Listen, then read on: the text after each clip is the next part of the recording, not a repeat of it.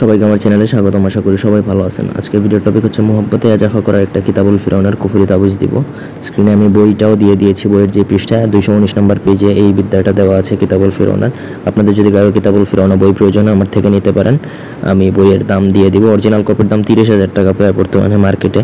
আমরা কিছুটা কনসিডার করে বিক্রি করবো। আর পিডিএফ চাইলে আপনারা কম দামেও নিতে পারবেন। ব্যক্তিগত যে কোনো প্রয়োজন বা যে কোনো কাজের জন্য স্ক্রিনে দেওয়া নাম্বার আছে, সরাসরি ফোনে বা হোয়াটসঅ্যাপে যোগাযোগ করে যে কোনো কাজ করাতে পারবেন দেশে বা দেশের বাইরে থেকে।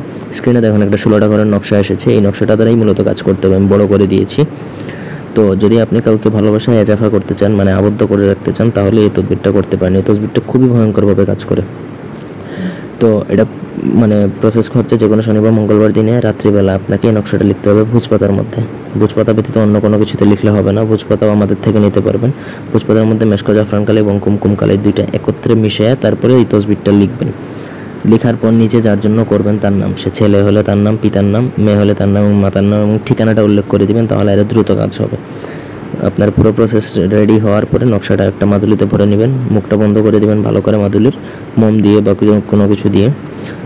তারপর আপনাকে সেটা কবরস্থানে, পুরাতন কবরস্থানে পুঁতে দিতে হবে। পুরাতন বলতে কি, এমন একটা কবর সিলেক্ট করবেন যেটাতে যে লোককে দাফন করা হয়েছে সেটা অনেক বছর আগে, ধরেন 4-5 বছর, 6-7 বছর, ওইগুলো হচ্ছে পুরাতন কবর।